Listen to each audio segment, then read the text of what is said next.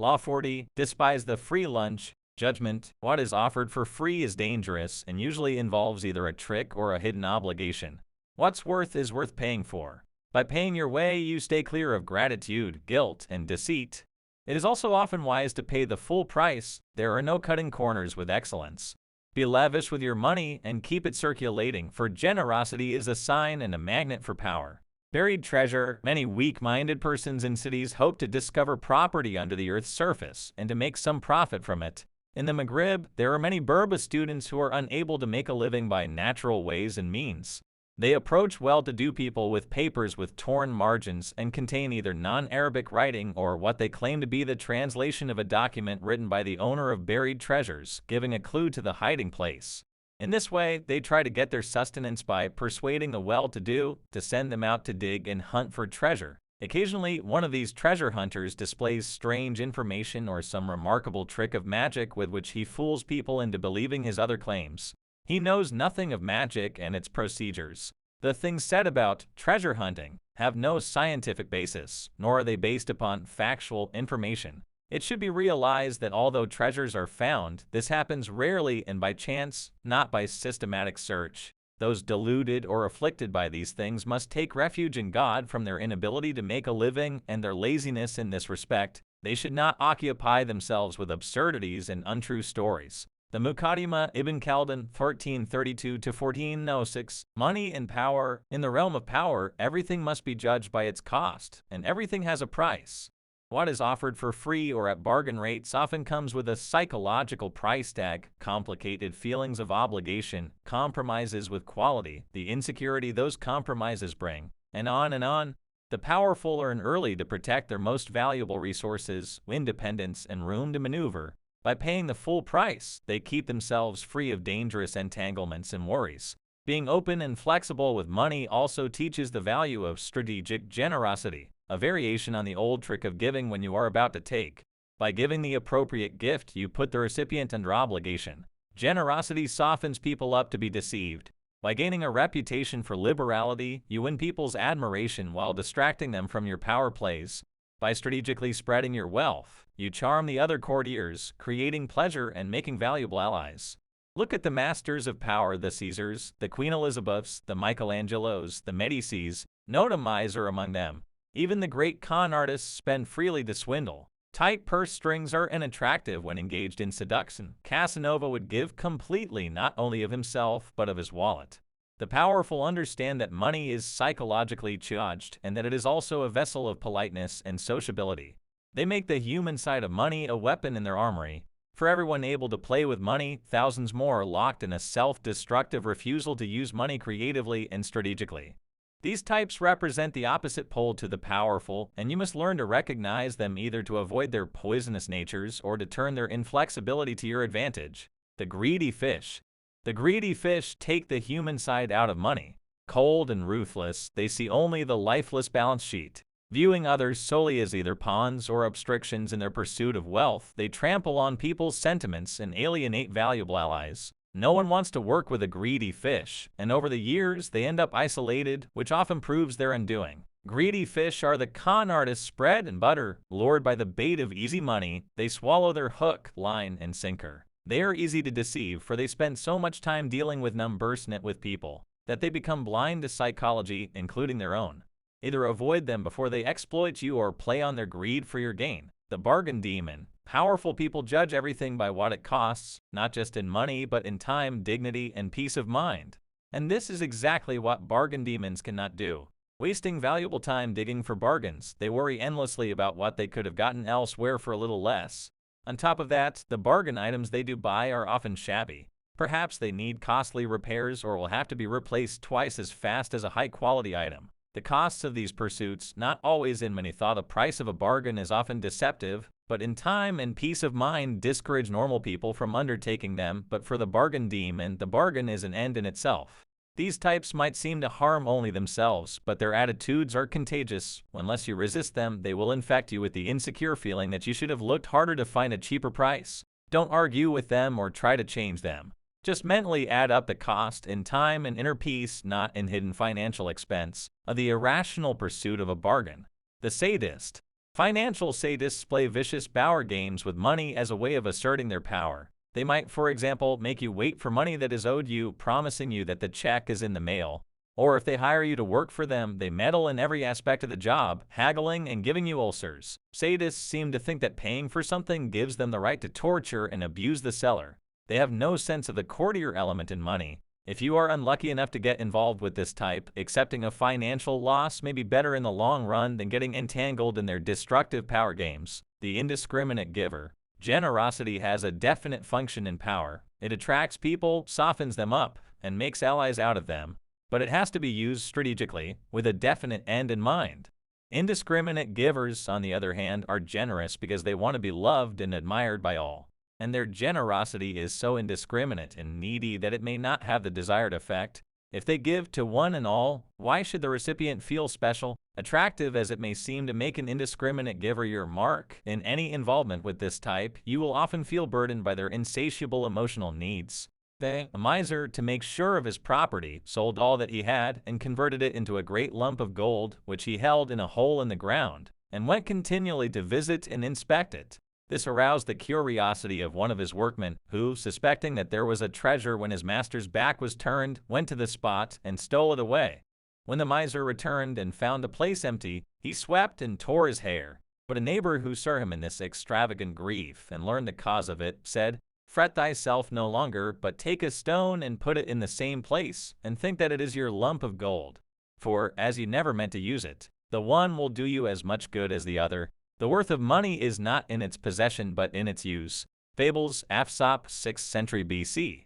Transgressions of the law. Transgression 1. After Francisco Pizarro conquered Peru in 1532, gold from the Incan Empire began to pour into Spain, and Spaniards of all classes started dreaming of the instant riches to be had in the New World. The story soon spread of an Indian chief to the east of Peru who once each year would ritually cover himself in gold dust and dive into a lake. Soon word of mouth transformed El Dorado, the golden man, into an empire called El Dorado, wealthier than the Incan, where the streets were paved and the buildings inlaid with gold. This elaboration of the story did not seem implausible, for surely a chief who could afford to waste gold dust in a lake must rule a golden empire. Soon Spaniards were searching for El Dorado all over northern South America. In February of 1541, the largest expedition yet in this venture, led by Pizarro's brother Gonzalo, left Quito in Ecuador. Resplendent in their armor and colorful silks, 340 Spaniards headed east, along with 4,000 Indians to carry supplies and serve as scouts, 4,000 swine, dozens of llamas, and close to 10 dogs. But the expedition was soon hit by torrential rain, which rotted its gear and spoiled its food. Meanwhile, as Gonzalo Pizarro questioned the Indians they met along the way, those who seemed to be withholding information or who had not even heard of the fabulous kingdom, he would torture and feed to the dogs. Word of the Spaniards' mercilessness spread quickly among the Indians, who realized that the only way to avoid Gonzalo's wrath was to make up stories about El Dorado and send him as far away as possible. As Gonzalo and his men followed the leads the Indians gave them, then they were only led farther into the deep jungle. The explorers' spirits sagged. Their uniforms had long since shredded, their armor rusted, and they hid away. Their shoes were torn to pieces, forcing them to walk barefoot. The Indian slaves they had set out with had either died or deserted them. They had eaten not only the swine, but the hunting dogs and llamas. They lived on roots and fruit. Realizing that they could not continue this way, Pizarro decided to risk river travel, and a barge was built out of rotting wood. But the journey down the treacherous Napo River proved no easier. Setting up camp on the river's edge, Gonzalo sent scouts ahead on the barge to find Indian settlements with food. He waited and waited for the scouts to return, only to find out they had decided to desert the expedition and continue down the river on their own. The rain continued without end. Gonzalo's men forgot about El Dorado. They wanted only to return to Quito. Finally, in August of 1542, a little over 100 men from an expedition originally numbering in the thousands managed to find their way back. To the residents of Quito, they seemed to have emerged from hell itself, wrapped in tatters and skins, their bodies covered in sores, and so emaciated as to be unrecognizable. For over a year and a half, they had marched in an enormous circle, 2,000 miles by foot. The vast sums of money invested in the expedition had yielded nothing, no sign of El Dorado, and no sign of gold. Interpretation. Even after Gonzalo Pizarro's disaster, the Spaniards launched expedition after expedition in search of El Dorado. And like Pizarro, the conquistadors would burn and loot villages, torture Indians, endure unimaginable hardships, and get no closer to gold. The money they spent on such expeditions cannot be calculated, yet despite the futility of the search, the lure of the fantasy endured. There is a popular saying in Japan that goes "Tada yuri takai mono wa nai," meaning nothing is more costly than something given free of charge. The unspoken way, Michihiro Matsumoto, 1988. Money. Yusuf ibn Jafar el-Amudi used to take sums of money, sometimes very large ones, from those who came to study with him. A distinguished legalist visiting him once said, "I am enchanted and impressed by your teachings, and I am sure that you are properly directing your disciples. But it is not by tradition to take money for knowledge. Besides, the action is open to misinterpretation." El-Amudi said, "I have never sold any knowledge. There is no money on earth sufficient to pay for it. As for misinterpretation, abstaining from taking money will not prevent it, for it will find some other object. Rather should you know that a man who takes money may be greedy for money, or he may not. But a man who takes nothing at all is under the gravest suspicion of robbing the disciple of his soul." People who say, "I take nothing," may be found to take away the volition of their victim. The Dermis probe, Idris Shah 1970, not only search for El Dorado cost millions of lives, both Indian and Spanish, it helped bring the ruin of the Spanish Empire. Gold became Spain's obsession. The gold that did find its way back to Spain, and a lot did, was reinvested in more expeditions or the purchase of luxuries, rather than in agriculture or any other productive endeavor. Whole Spanish towns were depopulated as their menfolk left to hunt gold. Farms fell into ruin, and the army had no recruits for its European wars. By the end of the 17th century, the entire country had shrunk by more than half of its population. The city of Madrid had gone from a population of 400,000 to 150,000. With diminishing returns from its efforts over so many years, Spain fell into a decline from which it never recovered. Power requires self-discipline. The prospect of wealth, particularly easy, sudden wealth, plays havoc with the emotions. The suddenly rich believe that more is always possible. The free lunch, the money that will fall into your lap, is just around the corner. In this delusion, the greedy neglect everything. Power depends on self-control, the goodwill of others, and so on. Understand, with one exception, death. No lasting change in fortune comes quickly. Sudden wealth rarely lasts, for it is built on nothing solid. Never let lust for money lure you out of the protective and enduring fortress of real power. Make power your goal, and money will find its way to you. Leave El Dorado for sickers and fools.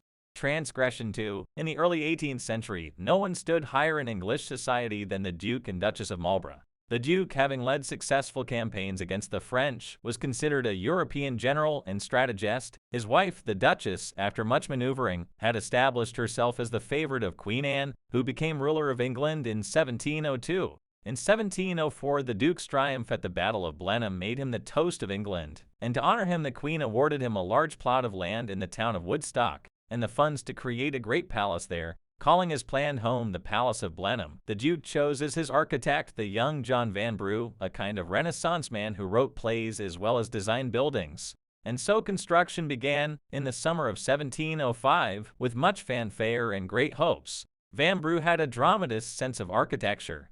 His palace was to be a monument to Marlborough's brilliance and power, and was to include artificial lakes, enormous brie, edges, elaborate gardens, and other fantastical touches.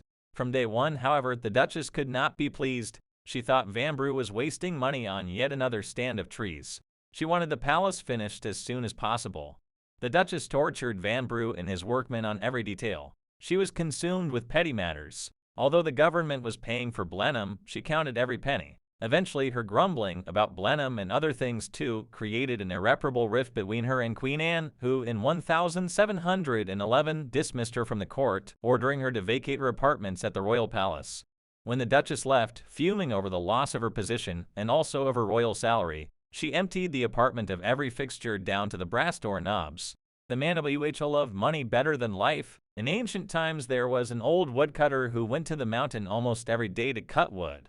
It was said that this old den was a miser who hoarded his silver until it changed to gold, and he cared more for gold than anything else in all the world. One day a wilderness tiger sprang at him, and though he ran he could not escape, and the tiger carried off in its mouth. The woodcutter's son saw his father's danger and ran to save him if possible. He carried a long knife, and as he could run faster than the tiger who had a man to carry, he soon overtook them. His father was not much hurt, for the tiger held him by his clothes. When the old woodcutter saw his son about to stab the tiger, he called out in great alarm, "Do not spoil the tiger's skin! Do not spoil the tiger's skin! If you can kill him without cutting holes in his skin, we can get many pieces of silver for it. Kill him, but do not cut his body." While the son was listening to his father's instructions, the tiger suddenly dashed off into the forest, carrying the old man where the son could not reach him, and he was soon killed.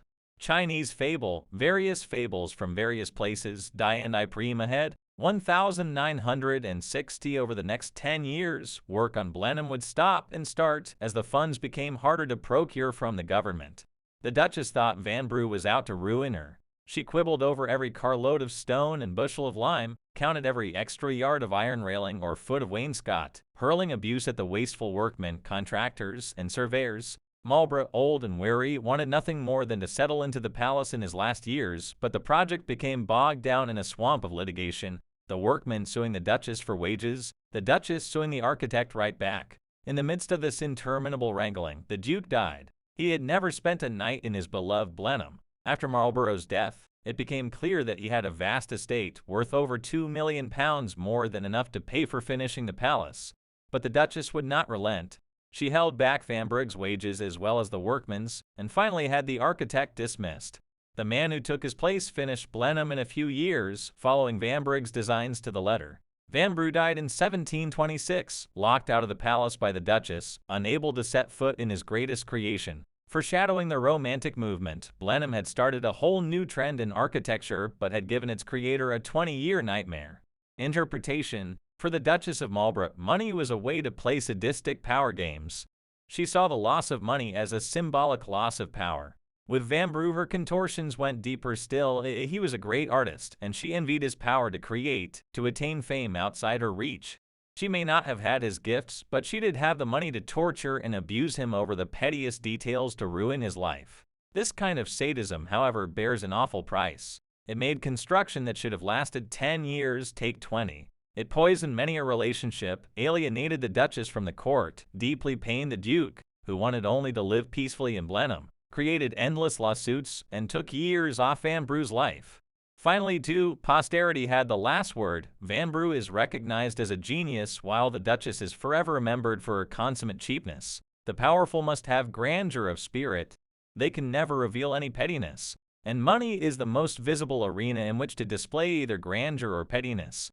Best spend freely then, and create a reputation for generosity, which in the end will pay great dividends. Never let financial details blind you to the bigger picture of how people perceive you. Their resentment will cost you in the long run. And if you want to meddle in the work of creative people under your hire, at least pay them well. Your money will buy their submission better than your displays of power. The story of Moses and Pharaoh. It is written in the histories of the prophets that Moses was sent to Pharaoh with many miracles, wonders, and honors. Now the daily ration for Pharaoh's table was 4,000 sheep, 400 cows, 200 camels, and a corresponding amount of chickens, fish, beverages, fried meats, sweets, and other things. All the people of Egypt and all his army used to eat at his table every day. For 400 years he had claimed divinity and never ceased providing this food. When Moses prayed, saying, "O Lord, destroy," God answered his prayer and said, "I shall destroy him in water, and I shall bestow all his wealth and that of his soldiers on you and your people." Several years passed BV after this promise, and Pharaoh, doomed to continued to live in all his magnificence. Moses was impatient for God to destroy Pharaoh quickly, and he could not endure wailing any longer. So he fasted for 40 days and went to Mount Sinai, and in his communing with God he said, "O Lord, thou didst promise that thou wouldst destroy Pharaoh, and still he has forsaken none of his blasphemies and pretensions. So when wilt thou destroy him?" A voice came from the truth saying, "O Muses, you want me to destroy Pharaoh as quickly as possible, but 1,000 times 1,000 of my servants want me never to do so because they partake of his bounty and enjoy tranquility under his rule. By my power, I swear that as long as he provides abundant food and comfort for my creatures, I shall not destroy him." Moses said, "Then when will thy promise be fulfilled?" God said, "MV promise will be fulfilled when he withholds his provision from my creatures. If ever he begins to lessen his bounty, know that his hour is drawing near. It chanced that one day Pharaoh said to Haman, "Moses has gathered the sons of Israel about him and is causing us disquiet. We know not what will be the issue of his affair with us. We must keep our stores full, lest at any time we be without resources. So we must have our daily rations and keep the savings in reserve." He deducted 2,000 sheep, 200 cows, and 100 camels, and similarly every 2 or 3 days reduced the ration. Moses then knew that the promise of the truth was near to fulfillment, for excessive economy is a sign of decline and a bad omen. The masters of tradition say that on the day when Pharaoh was drowned, only 2 ewes had been killed in his kitchen. Nothing is better than generosity. If a man is rich and desires, without a royal charter, to act like a lord, if he wants men to humble themselves before him, to revere him and call him Lord and Prince, then tell him every day to spread a table with victuals. All those who have acquired renown in the world have gained it mainly through hospitality, while the miserly and avaricious are despised in both worlds. The Book of Government or Rules for Kings, Nizam al-Mulk, 11th century. Observances of the Law. Observance 1. Pietro Aretino, son of a lowly shoemaker, had catapulted himself into fame as a writer of biting satires. But like every Renaissance artist, he needed to find a patron who would give him a comfortable lifestyle while not interfering with his work.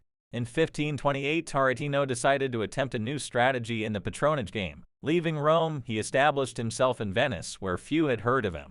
He had a fair amount of money he had managed to save, but little else. Soon after he moved into his new home, however, he threw open its doors to the rich and poor, regaling them with banquets and amusements. He befriended every gondolier, tipping them royally. In the streets, he spread his money liberally, giving it away to beggars, orphans, and washerwomen. Among the city's commoners, word quickly spread that Aretino was more than just a great writer. He was a man of power, a kind of lord. Artists and men of influence soon began to frequent Aretino's house. Within a few years, he made himself a celebrity. No visiting dignitary would think of leaving Venice without paying him a call.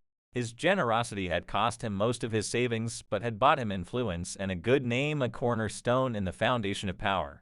Since in Renaissance Italy, as elsewhere, the ability to spend freely was the privilege of the rich, the aristocracy thought Aretino had to be a man of influence since he spent money like one. And since the influence of a man of influence is worth buying, Aretino became the recipient of all sorts of gifts and money. Dukes and duchesses, wealthy merchants, and popes and princes competed to gain his favor and showered him with all kinds of presents. Aretino's spending habits, of course, were strategic, and the strategy worked like a charm. But for real money and comfort, he needed a great patron's bottomless pockets. Having surveyed the possibilities, he eventually set his sights on the extremely wealthy Marquis of Mantua and wrote an epic poem that he dedicated to the Marquis. This was a common practice of writers looking for patronage. In exchange for a dedication, they would get a small stipend, enough to write yet another poem, so that they spent their lives in a kind of constant servility. Aretino, however, wanted power, not a measly wage. He might dedicate a poem to the Marquis, but he would offer it to him as a gift, implying by doing so that he was not a hired hack looking for a stipend, but that he and the Marquis were equaled. Aretino's gift-giving did not stop there. As a close friend of 2 of Venice's greatest artists, the sculptor Jacopo Sansovino and the painter Titian, he convinced these men to participate in his gift-giving scheme. Aretino had studied the Marquis before going to work on him and knew his taste inside and out. He was able to advise Sansovino and Titian what subject matter would please the Marquis most. When he then sent a Sansovino sculpture and a Titian painting to the Marquis as gifts from all 3 of them, the man was beside himself with joy. Over the next few months, Aretino sent other gifts: swords, saddles, the glass that was a Venetian specialty, things he knew the Marquis prized. Soon he, Titian, and Sansovino began to receive gifts from the Marquis in return. The strategy went further. When the son-in-law of a friend of Aretino's found himself in jail in Mantua, Aretino was able to get the Marquis to arrange his release.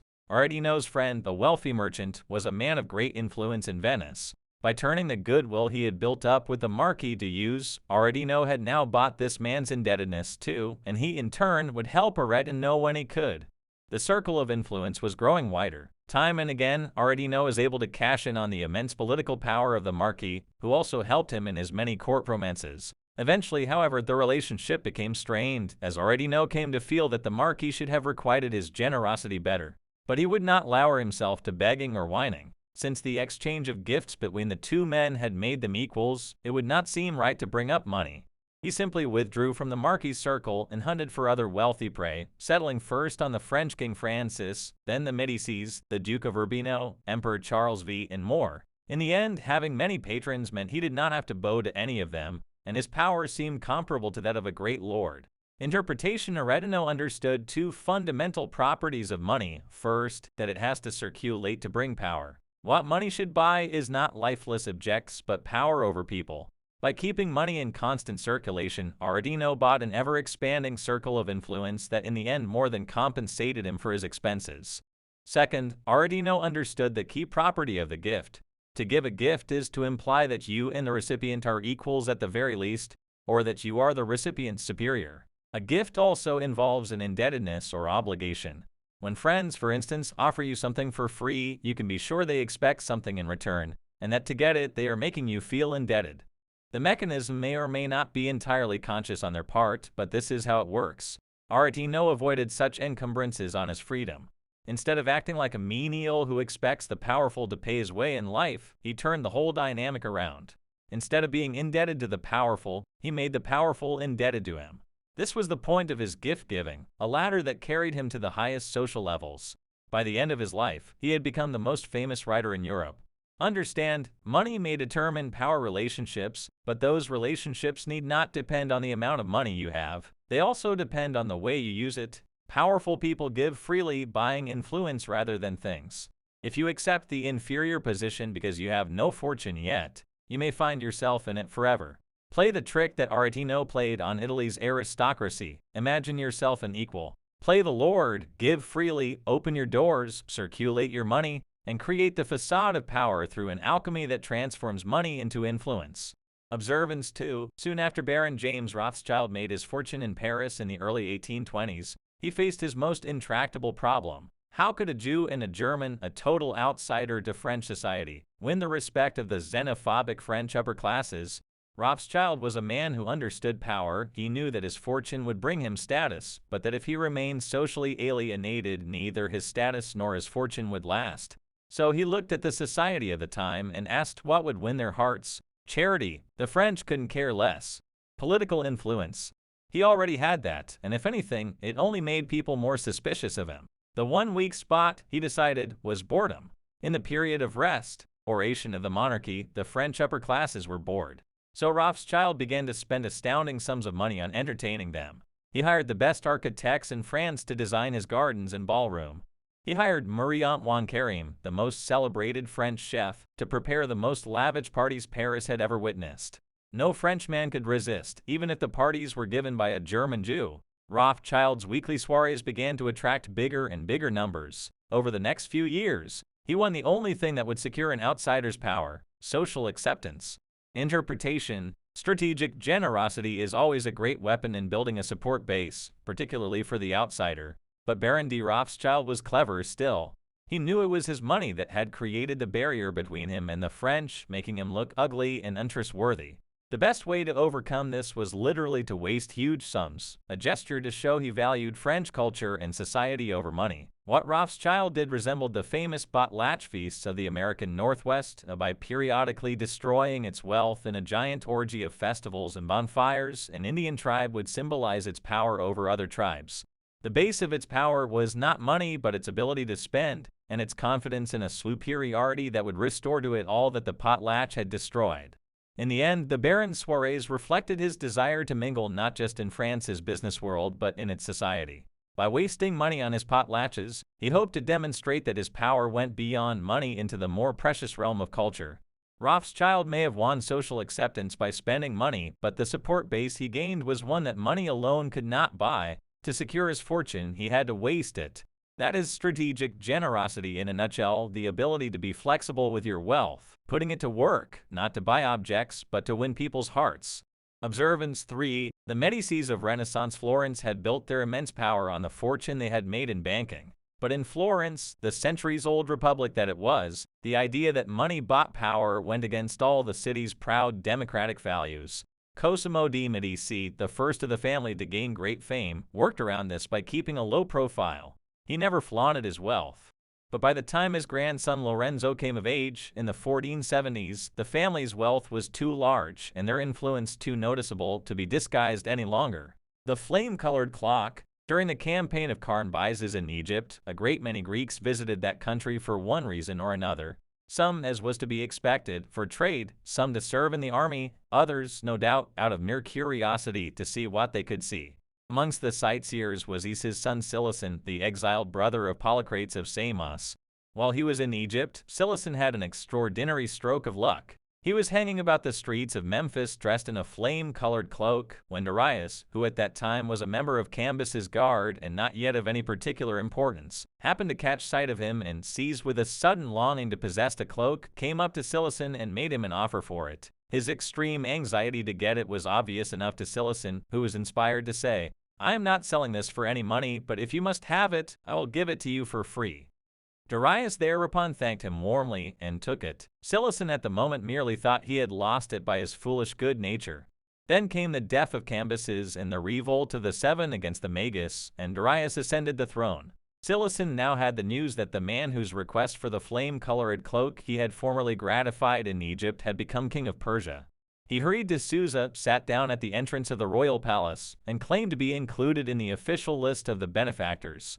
The sentry on guard reported his claim to Darius, who asked in surprise who the man might be. "For surely," he said, "as I have so recently come to the throne, there cannot be any Greek to whom I am indebted for a service. Hardly any of them have been here yet, and I certainly cannot remember owing anything to a Greek. But bring him in all the same, that I may know what he means by this claim." The guard escorted Cilicen into the royal presence, and when the interpreters asked him who he was and what he had done to justify the statement that he was the king's benefactor, he reminded Darius of the story of the cloak and said that he was the man who had given it to him. "Sir," exclaimed Darius, "you are the most generous of men, for while I was still a person of no power or consequence, you gave me a present small indeed, but deserving then as much gratitude from me as would the most splendid of gifts today. I will give you in return more silver and gold than you can count, that you may never regret that you once did a favor to Darius the son of Despise." "My lord," replied Cilicen, "do not give me gold or silver, but recover Samos for me, my native island, which now, since Horotescilde my brother Polycrates is in the hands of one of our servants. Let Samos be your gift to me, but let no men on the island be killed or enslaved." Darius consented to Cilicen's request and dispatched a force under the command of Otanes, one of the seven, with orders to do everything that Cilicen had asked. The Histories. Herodotus, 5th century BC. Lorenzo solved the problem in his own way by developing the strategy of distraction that has served people of wealth ever since. He became the most illustrious patron of the arts that history has ever known. Not only did he spend lavishly on paintings, but he also created Italy's finest apprentice schools for young artists. It was in one of these schools that the young Michelangelo first caught the attention of Lorenzo, who invited the artist to come and live in his house. He did the same with Leonardo da Vinci. Once under his wing, Michelangelo and Leonardo requited his generosity by becoming loyal artists in his stable. Whenever Lorenzo faced an enemy, he would wield the weapon of patronage. When Pisa, its traditional enemy, threatened to rebel against it in 1472, Lorenzo placated its people by pouring money into its university, which had once been its pride and joy but had long ago lost its luster. The Pisans had no defense against this insidious maneuver, which simultaneously fed their love of culture and blunted their desire for battle. Interpretation. Lorenzo undoubtedly loved the arts, but his patronage of artists had a practical function as well, of which he was keenly aware. In Florence at the time, banking was perhaps the least admired way of making money and was certainly not a respected source of power. The arts were at the other pole, the pole of quasi-religious transcendence. By spending on the arts, Lorenzo diluted people's opinions of the ugly source of his wealth, disguising himself as nobility. There is no better use of strategic generosity than that of distracting attention from an unsavory reality and wrapping oneself in the mantle of art or religion. Observance 4. Louis XIV had an eagle eye for the strategic power of money. When he came to the throne, the powerful nobility had recently proven a thorn in the monarchy's side and seized with rebelliousness. So impoverished these aristocrats by making them spend enormous sums on maintaining their position in the court, making them dependent on royal largesse for their livelihood. He had them in his claws. Next, Louis brought the nobles to their knees with strategic generosity. It would work like this. Whenever he noticed a stubborn courtier whose influence he needed to gain, or whose troublemaking he needed to squelch, he would use his vast wealth to soften the soil. First, he would ignore his victim, making the man anxious.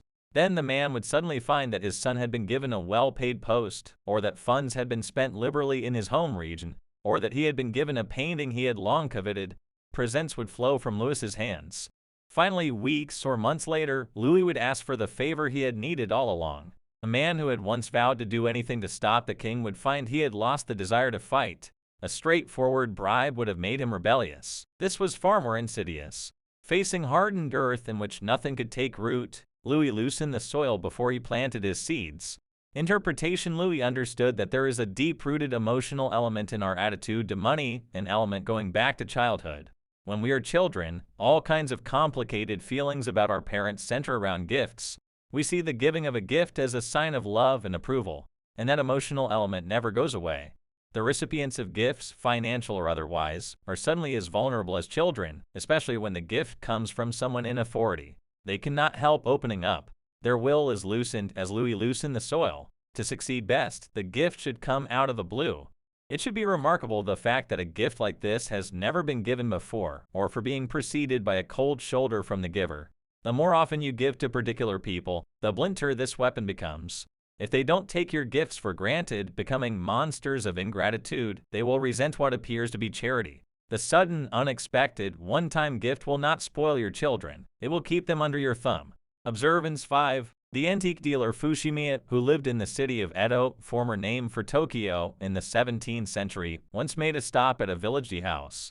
After enjoying a cup of tea, he spent several minutes scrutinizing the cup, which he eventually paid for and took away with him. A local artisan watching this waited until Fushimiya left the shop, then approached the old woman who owned the tea house and asked her who this man was. She told him it was Japan's most famous connoisseur, an antique dealer to the Lord of Izumo. The artisan ran out of the shop, caught up with Fushimiya, and begged him to sell him the cup, which must be valuable if Fushimiya judged it so. Fushimiya laughed heartily. "It's just an ordinary cup of bisonware," he explained, "and it is not valuable at all. The reason I was looking at it was that the steam seemed to hang about it strangely, and I wondered if there wasn't a leak somewhere." Devotees of the tea ceremony were interested in any odd or accidental beauty in nature. Since the artisan still seemed so excited about it, Fushimiya gave him the cup for free.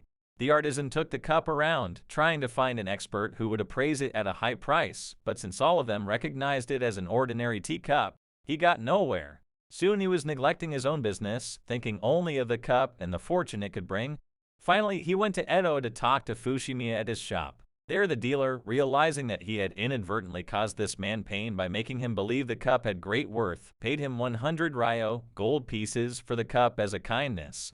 The cup was indeed mediocre, but he wanted to rid the artisan of his obsession, while also allowing him to feel that his effort had not been wasted. The artisan thanked him and went on his way. Money is never spent to so much advantage as when you have been cheated out of it, for at one stroke you have purchased prudence. Arthur Schopenhauer, 1788 to 1806 TSOON word spread of Fushimiya's purchase of the teacup. Every dealer in Japan clamored for him to sell it, since a cup he had bought for 100 ryo must be worth much more. He tried to explain the circumstances in which he had bought the cup, but the dealers could not be dissuaded. Fushimiya finally relented and put the cup up for sale. During the auction, two buyers simultaneously bid 200 ryo for the teacup, and then began to fight over who had bid first. Their fighting tipped over a table, and the teacup fell to the ground and broke into several pieces. The auction was over. Fushimiya glued and mended the cup, then stored it away, thinking the affair finished. Years later, however, the great tea master Matsudaira Fumai visited the store and asked to see the cup, which by then had become legendary. Fumai examined it. As a piece, he said, "It is not up to much, but a tea master prizes sentiment and association more than intrinsic value." He bought the cup for a high sum. A glued-together work of less than ordinary craftsmanship had become one of the most famous objects in Japan.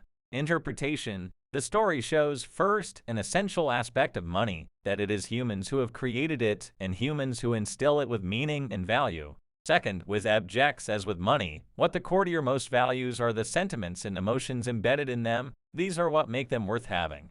The lesson is simple. The more your gifts and your acts of generosity play with the sentiment, the more powerful they are. The The object or concept that plays with a charged emotion or hits a chord of sentiment has more power than the money you squander on an expensive yet lifeless present.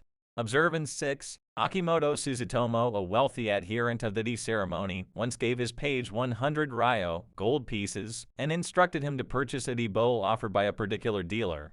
When the page saw the bowl, he doubted it was worth that much, and after much bargaining the price was reduced to 95 ryo. Days later, after Suzutomo had put the bowl to use, the page proudly told him what he had done. "What an ignoramus you are," replied Suzutomo. A tea bowl that anyone asks 100 pieces of gold for can only be a family heirloom, and a thing like that is only sold when the family is pressed for money. And in that case, they will be hoping to find someone who will give even 150 pieces for it.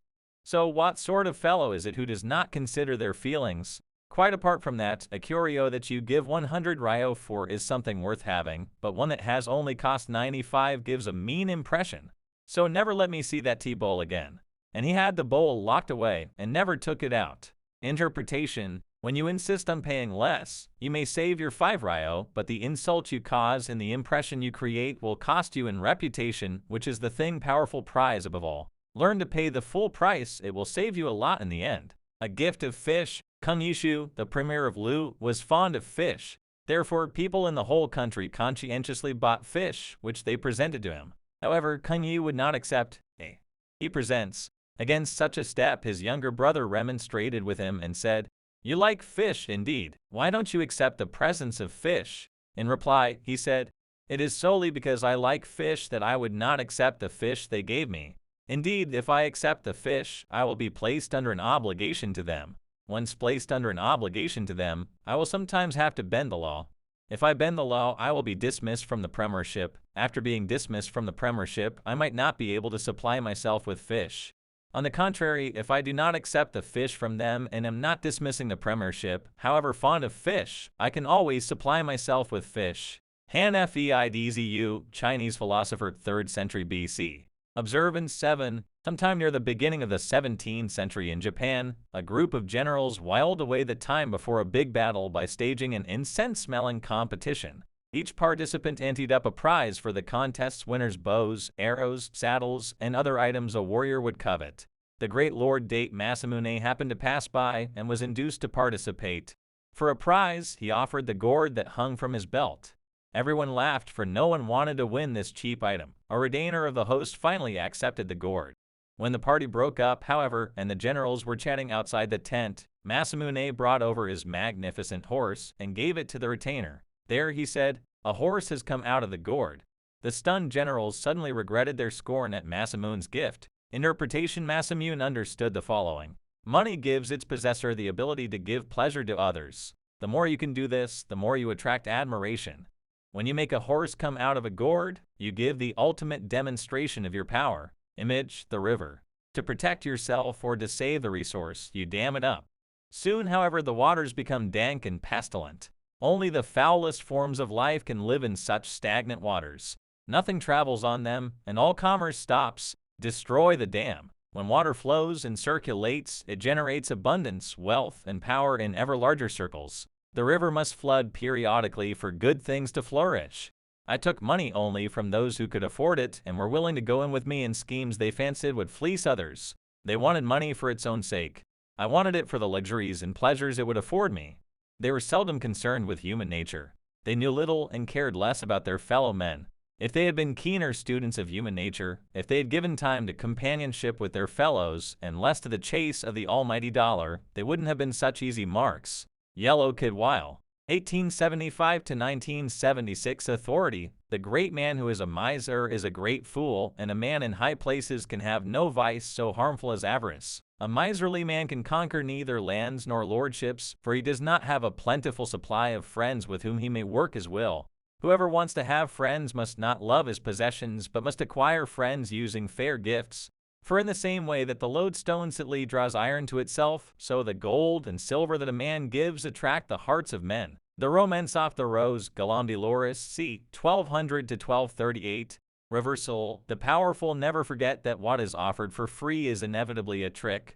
Friends who offer favors without asking for payment will later want something far dearer than the money you would have paid them. The bargain has hidden problems, both material and psychological. Learn to pay then and to pay well.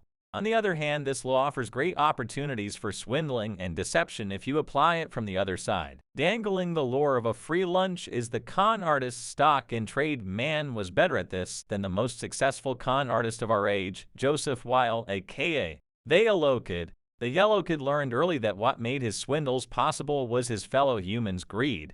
This desire to get something for nothing, he once wrote, has been very costly to many people who have dealt with me and with other con men. When people learn, as I doubt they will, that they can't get something for nothing, crime will diminish and we shall all live in greater harmony. Over the years, Weil devised many ways to seduce people with the prospect of easy money. He would hand out free real estate. Who could resist such an offer? And then the suckers would learn they had to pay $25 to register the sale. Since the land was free, it seemed worth the high fee, and the Yellow Kid would make thousands of dollars on the phony registration. In exchange, he would give his suckers a phony deed. Other times, he would tell suckers about a fixed horse race or a stock that would earn 200% in a few weeks. As he spun his stories, he would watch the suckers' eyes open wide at the thought of a free lunch. The lesson is simple. Bait your deceptions with the possibility of easy money. People essentially want wealth to fall in their lap rather than to work for it. For a small sum, sell them advice on how to make millions. P.T. Barnum did this later in life, and that small sum will become a fortune when multiplied by thousands of suckers. Lure people in with the prospect of easy money, and you have the room to work still more deceptions on them, since greed is powerful enough to blind your victims to anything. And as the Yellow Kid said, half the fun is teaching a moral lesson. Greed does not pay.